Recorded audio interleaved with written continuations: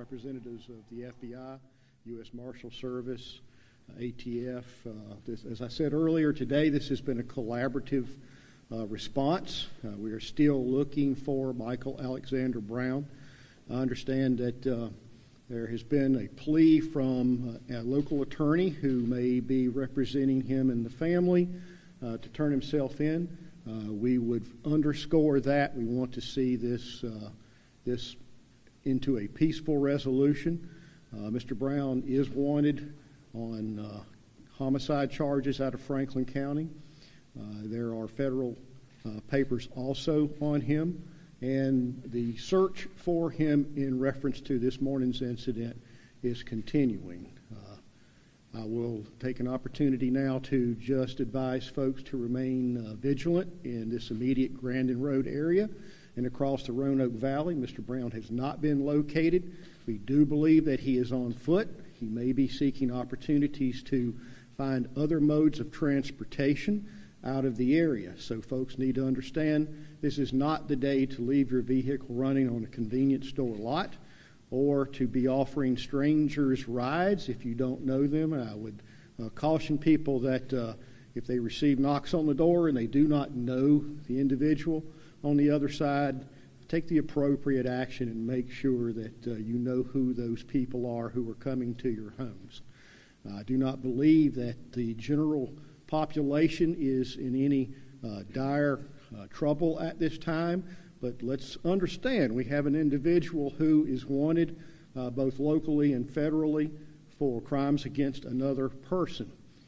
We have reason to believe that he may continue to be armed and dangerous. And if he is confronted or pushed into a position to where he feels like he has no other alternative, then he may use force.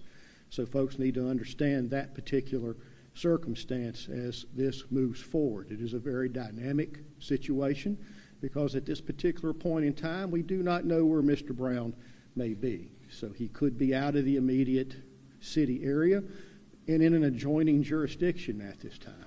We just don't know. So we are calling for continued assistance by the citizenry, businesses, and other venues that may have access to videotape or high volumes of people coming and going through their establishments like convenience stores to remain vigilant in the search for Mr. Brown. Again, we want to see this resolved peacefully, and we would encourage him, if he is listening to this particular broadcast, that he make arrangements, reach out, and turn himself in.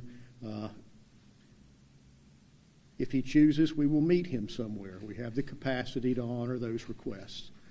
So we appreciate your follow-up. We will continue to keep you posted as this moves forward. Our resources continue to be in the immediate area of Patrick Henry, Grandin Road, Tillett Road area.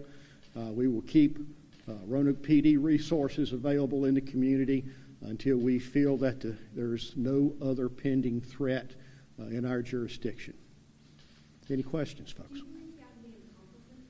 We believe he is acting independently.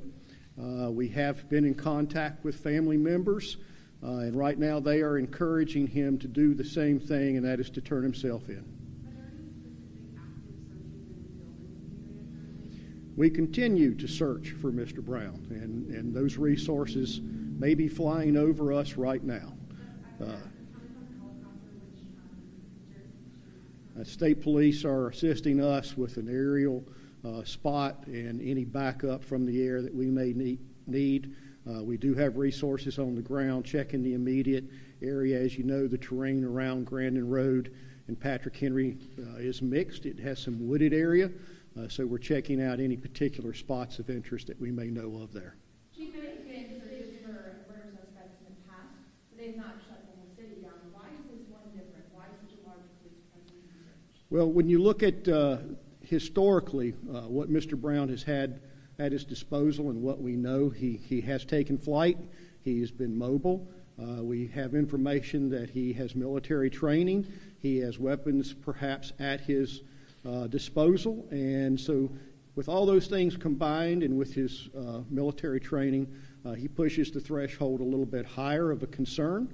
And obviously, he has been deliberately trying to not be apprehended by law enforcement, which creates a higher public safety interest to not only the Roanoke Valley, but to the remainder state and adjoining states. Who made these decisions to not alert the public until 7 a.m. when you all were looking for him before 4 a.m. this morning? Well, those decisions are tactical based on what we know as the situation kind of evolves and it's fluid. Certainly at early morning hours, we try to make sure that while there's not a lot of pedestrian or business traffic, we try to set up as best we can and minimize the potential of conflict between the suspect and innocent bystanders. So we have to do a lot of intelligence, a lot of setup tactically, and we knew we had both a vehicle to secure and potential to watch a residence in the immediate area. Can you confirm a possible sighting of the blue lion or Shenandoah and Peters Creek yesterday and find some items and also, I guess, calling for a cab as well? Cannot confirm that. That's the first I have heard of that, although we have had numerous calls from our citizenry about possible tips and individuals matching the description. We have followed up on every one of those, and we will continue to do so. Have there been any confirmed sightings of him either today or in the days leading up to this? As of today, we have not had any additional confirmed sightings of him other than what we know of this morning, but we are receiving intelligence that he was in transit yesterday and was seen in several areas outside of the Roanoke Valley. What historically would bring him here? Family. Family in the area, and I think his assets at other parts of the East Coast, South Carolina, North Carolina, have evaporated since the incident last week, and so I think family is what brought him here. We hope family can appeal to him. There is family on Tillett Road. His mother? Mother and grandmother, I believe. So they don't live in Franklin County? Not sure about the residence of the mother specifically. I believe the grandmother is a resident of the city of Roanoke. There was the initial report that came in when someone saw a suspicious person trying to knock on a house's window. Was it their house? It was the grandmother's home. What can you tell us about the RV? Where did he get it, and how did you all find it? I'm not sure where the RV originated from, other than I believe that was family property also. But the RV has been secured. A search of the RV is being conducted right now. It took some time because we were concerned about some LP tanks inside. We made sure that they were safe, and that has been done. LP tanks are kind of standard equipment on RVs, so we wanted to make sure that the responders there were not in harm's way as they checked the RV. And did police find that in their own search, or was someone calling about that? That was, I understand, was found by an officer who responded to the initial call this morning. Can you talk about the damage inside of the RV? The RV, I'm not sure if it was damaged prior to our search, but it was made secure. And in making it secure, there is some damage inflicted on the vehicle. That's not uncommon in a tactical situation where we have information that individuals may be armed. Were there signs of window knocking situations, knocking on the grandma's window, but any neighbors saw him call 911? That's my understanding that a neighbor did see someone leaving the immediate area. Were there any weapons or other hazards found in the RV? Do not have an inventory of that yet. I think we can presume with some certainty that there are weapons in there. We will know more once the search has been conducted. There were weapons involved, as I understand, taken from one of the victims' homes. To be clear, he took a black Lincoln Town Car to South Carolina and returned in the RV, or?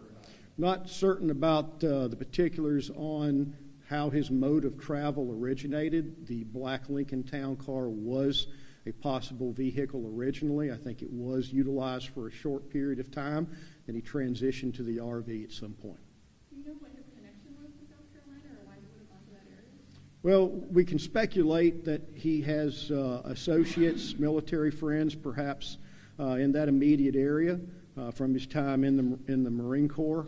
However, all of those individuals have been vetted, and so we are confident at this particular point in time that he is operating individually. We got time for a couple more questions, guys, like one or two. Do you know how the RV was first reported? The U.S. Marshal said that it came to their attention on Sunday that he might be traveling in an RV. That's our understanding. I think that was his main mode of travel. At what point in time he optioned out of the town car to the RV, I'm not certain, but the RV did end up in our jurisdiction. Do you know how it was first reported, though, or how it came to the authorities' attention? I do not. Chief, you mentioned both state and federal wants. Could you enumerate those? Well, I think I'll defer that to the U.S. Marshal. Yes, sir. Matt Davis, Acting Chief Deputy U.S. Marshal with the U.S. Marshal Service, Western District of Virginia, representing U.S. Marshal Brad Sellers. Yesterday, in coordination with Federal Bureau of Investigation and the other law enforcement agencies with whom we're working in tandem, we collectively swore out a unlawful flight to avoid prosecution warrant for Mr. Brown to further our investigation as a cooperative team. Always under the direct leadership of the Sheriff of Franklin County. He is the originating agency, and it is his case. Thank you, Chief. Could any more? One more question. What's the motive of the shooting? What do you all believe happened? I have no idea what the motive of the shooting is at this time. I think it would be not appropriate to even speculate on that for investigative purposes. But let me say that this has been a very dynamic response by even more agencies than you see represented here behind me. We want to ensure that the citizenry are safe, not only in the city of Roanoke, the Roanoke Valley, but in the adjoining jurisdictions. And we will continue to search for Mr. Brown until he makes one of two decisions, turn himself in or we can apprehend him. Do we know anything about history of calls yet residents in Franklin County? Do not. So we will keep you updated, and we will let you know either by social media, email, or we will call another press conference if needed. So thank you.